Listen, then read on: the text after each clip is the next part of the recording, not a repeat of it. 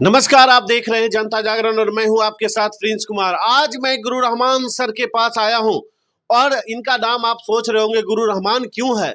तो आज भी सर गुरु दक्षिणा के साथ बच्चे को जीरो से लेकर अधिकारी बनाने का काम करते हैं, जीरो से जमीन से उठाकर आसमान में पहुंचाने का काम करते हैं, इसलिए इनका नाम गुरु रहमान है। और सर, सबसे पहले बहुत बहुत स्वागत है आपका। बहुत बहुत धन्यवाद, बहुत बहुत धन्यवाद।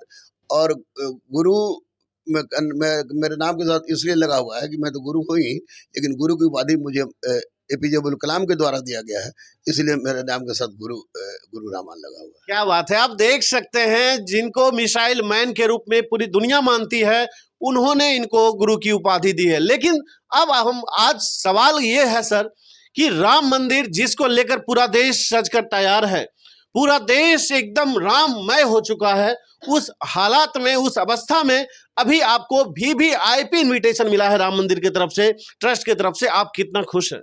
अद्भुत अद्भुत अद्भुत, मैं इसकी व्याख्या नहीं कर सकता मैं कि कितनी खुशी हमको हो रही है। और ये खुशी को इजहार वो मोहब्बत ही क्या जो नजर आ जाए। क्या बात है, क्या बात है। आप समझ सकते हैं सर का अंदाज से, ये हमेशा अपने अंदाज में दिखते हैं। लेकिन अब सवाल ये है सर कि आप कैसे जा रहे हैं सर, और कौन कौन जा रहे हैं आपके साथ? मैं और मेरी पत्नी और मेरे दो छोटे छोटे बच्चे जाएंगे, और ये राम मंदिर ट्रस्ट की ओर से हम लोग को आने जाने रहने दर्शन सबकी व्यवस्था राम मंदिर ट्रस्ट कर रहा है, तो मैं उसी के माध्यम से जा रहा हूँ। सर, आज सबसे बड़ा बात है, आपके बॉस जो हैं वो हनुमान हैं, जिन्हें आप हमेशा बॉस कहकर बुलाते हैं, और बॉस के बॉस श्री राम हैं, तो इसको आप कैसे व्यक्त करेंगे सर? एक तो हमारा बात स्पष्ट हो गया है कि वहां पर हम जाएंगे तो हम पुरुषोत्तम श्री रामलला का प्राण प्रतिष्ठा तो होगा ही, लेकिन हम भिड़वा में देखेंगे कि कहाँ पर हमारे बॉस हैं। और मुझे पूरा विश्वास है कि हम अब यहाँ पर रखे हैं, हम इसको ले जाएंगे आई कार्ड के तहत, ऐसे लेके टच करते रहेगा, निश्चित रूप से बजरंग बली को हम पहचान लेंगे, हमको दावा है। और बोलेंगे बॉस मंगरुआ आया है, कल्याण करे गरीबों के, कल्याण करे बेरोजगारों के, कल्याण करे देशवासियों का, और कल्याण और सद्बुद्धि दीजिए उन दुराचारियों को जो कि पुरुषोत्तम श्री रामलला के नाम पर तरह तरह की बात कर रहे हैं। तो निश्चित रूप से मेरे लिए बहुत गर्व का विषय है कि मेरे बॉस का भी दर्शन होगा और साथ ही साथ बॉस के बॉस का भी दर्शन होगा। इससे ज़्यादा क्या खुशी हो सकता है कि एक के साथ एक फ्री वाली बात हो गई। तो निश्चित रूप से बहुत खुश हैं हम, बहुत खुश हैं। सर, अभी जिस जो चीजें चल रही है उसको लेकर अगर हम देखें तो प्रधानमंत्री लगातार देशवासियों से अपील कर रहे हैं कि आप कम से कम संख्या में अयोध्या पहुंचे। आप इसे क्या कहेंगे? देखिए, मैं तो कहूँगा, अगर ये बात कहूँगा कम से कम संख्या में पहुँचे तो लोग कहेगा कि मंगरुआ को मिल गया है बीबीआई का, इसलिए मना कर रहा है। लेकिन प्रधानमंत्री सही कह रहे हैं, क्योंकि अयोध्या में अगर पूरा हिंदुस्तान पहुँच गया तो ऐसी परिस्थिति में लॉ एंड ऑर्डर की दिक्कत होगी। तो कम से कम संख्या में पहुँचें और जम के दीप जलाएं, नशा तशा सब चीज़ बंद रहे, मांस मछली सबका एकदम पूरी तरह से बंद रहे, हर वो प्रतिबंधित चीज़ जो खराब होता है वो बंद रहे। और उस दिन केवल और केवल राममय हो पूरा भारत, राममय हो पूरा दुनिया, और जम के दीप जलाएं, जम के प्रेम से रहें, और मोहब्बत मोहब्बत मोहब्बत के पैगाम को फैलाने का प्रयास करें, जो कि हमारे पुरुषोत्तम श्री राम और बजरंग बली ने किया है। सर, आप दोनों जगत को मानते हैं, आप शिक्षा के जगत को भी प्रकाशमय करते हैं और भगवान श्री राम को भी अपना बॉस का बॉस बताते हैं। लेकिन हमारे बिहार का ही एक नेता कमेंट करते हैं कि मंदिर की घंटी बजाने से बेहतर स्कूल की घंटी बजानी चाहिए। हमें लगता है इससे बेहतर, आपसे बेहतर इस टॉपिक को कोई एक्सप्लेन कर ही नहीं सकता है। देखिए, जिन नेता के बारे में आप बोल रहे हैं शायद वो तेजस्वी जी हैं। नहीं, उनके कोई विधायक हैं, चंद्रशेखर जी। नहीं नहीं, वो फतेह बहादुर सिंह। फतेह बहादुर सिंह तो भैया अपन होटल चलावे, हमरे डेरियों सुन के हैं, उनको कुछ ज्ञान है ये नहीं है। अज्ञान नहीं रहे तो क्या बोलेंगे कि इसको अरे आप उनको पता होना चाहिए कि घटिका, मंदिर को घटिका भी कहा गया, और मंदिर में शिक्षा का माध्यम होता है, मंदिर भी शिक्षा का बहुत बड़ा माध्यम है। और फतेह बहादुर सिंह से मैं ये पूछना चाहूँगा, फतेह बहादुर सिंह, मैं आपसे ये पूछना चाह रहा हूँ, क्या आप अपना बुद्ध जो आपका जो होटल है पाली रोड में, वो हमको दीजिएगा? जब नहीं दीजिएगा तो फिर दूसरा के घर पे काहे टांग अड़ा रहे हैं? ज्ञान रखिए, पढ़िए।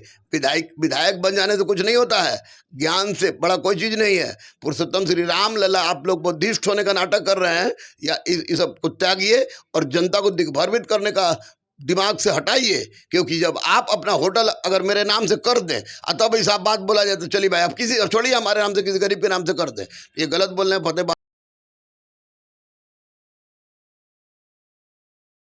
बहादुर सिंह नहीं। और रही बात तेजस्वी जी की, तो तेजस्वी जी का पूरा परिवार को मैं अच्छी तरह जानता हूँ। मैंने तेजस्वी जी को, तेज प्रताप जी को, दोनों को मैंने गोद खिलाया है और उनके पूरे परिवार को मैं जानता हूँ कि वो लोग बहुत धार्मिक हैं, वो लोग इस तरह की बात नहीं बोल सकते हैं। और जब मंदिर अगर स्कूलें खोलना है, कॉलेजें खोलना है, तो काहे के लिए ये फतेह बहादुर सिंह होटल खोले? होटल में जब उनको भी खोलना चाहिए था, कोई स्कूल खोलना चाहिए था, कोई विद्यालय खोलना चाहिए था, मुफ्त में पढ़ाई की व्यवस्था करना चाहिए था। राजनीतिक चाल है भैया, अब नहीं लगेगा। और मैं इस बार के चुनाव में जाऊंगा खड़ा होकर डेरियों सुन, चूंकि मेरा ननिहाल है, और जाऊंगा जगह जगह चिल्लाऊंगा कि फतेह बहादुर सिंह, अगर आप में इतनी हिम्मत है, इतना ज्ञान है, तो discuss with me about the Sanatan and बुद्धि।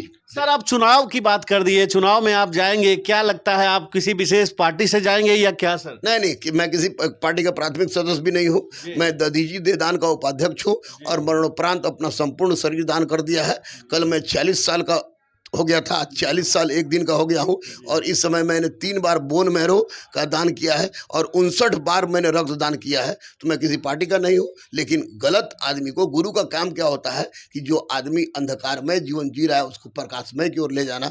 और मेरे लिए सौभाग्य का विषय होगा कि फतेह बहादुर जैसे व्यक्ति को मैं ये बता सकूँ कि कौन है पुरुषोत्तम श्री लल्ला और कौन है बजरंग बली, और क्या है हमारी सनातन, क्या है हमारी संस्कृति।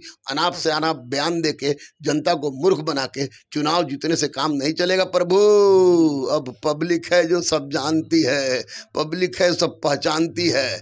अब पुरुषोत्तम श्री राम को जान से ज़्यादा मानती है। ज़्यादा हड़कने की आवश्यकता नहीं है, भड़कने की आवश्यकता नहीं है। कुछ नहीं बिगाड़ सकते आप मेरा। अगर हिम्मत है तो हमारे ही बाले को बांका करके देखिए ना, बजरंग बली आपको मारे हैं कि सीधे आप उधिया के पलामू पहुँच जाइएगा। डेहरी से पलामू नज़दीक है, इसलिए सब गलत बात बोल रहे हैं, वो गलत बात है। और रही बात लालू जी का परिवार, तो लालू जी का परिवार निश्चित रूप से एक धार्मिक परिवार है, धर्म पर आस्था रखता है। देखिए तेजस्वी जी अभी अपनी बेटी का मुंडन करवाए, तो ये लोग पर नहीं है। ये लोग फतेह बहादुर आदमी लोग पढ़े लिखे नहीं है भैया। ये लोग पैसा हो जाना और पढ़ाई दोनों अलग अलग चीज़ है।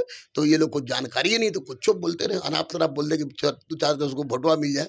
अब फतेह बहादुर को तो हम नेता मन में नहीं करते हैं, कि होटल के संचालक हैं और होटल में क्या होता है दुनिया सब लोग जानता है।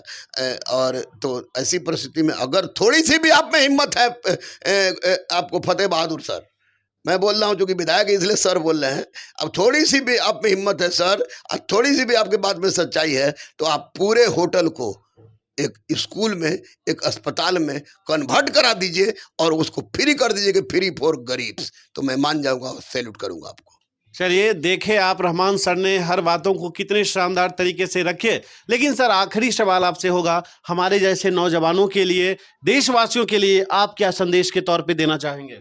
मोहब्बत, मोहब्बत, मोहब्बत। युवा है तो देश है, और 65% आबादी हमारे यहाँ युवाओं की है। ये युवा एक हो, हिंदू मुस्लिम सिख ईसाई की दीवार को तोड़े, बैकवर्ड फॉरवर्ड SC ST की दीवार को तोड़े, एक हो और सब मिल के भारत माता के लिए आगे बढ़े। क्योंकि हिंदुस्तान गंगा जमुना संस्कृति की तहजीब की एक अनुपम उदाहरण है। तो ऐसी परिस्थिति में तमाम बेरोजगार युवा को नौकरी मिले और युवा अपने कर्तव्य को समझे और देश के प्रति जान देने और जान लेने दोनों के लिए तैयार रहे।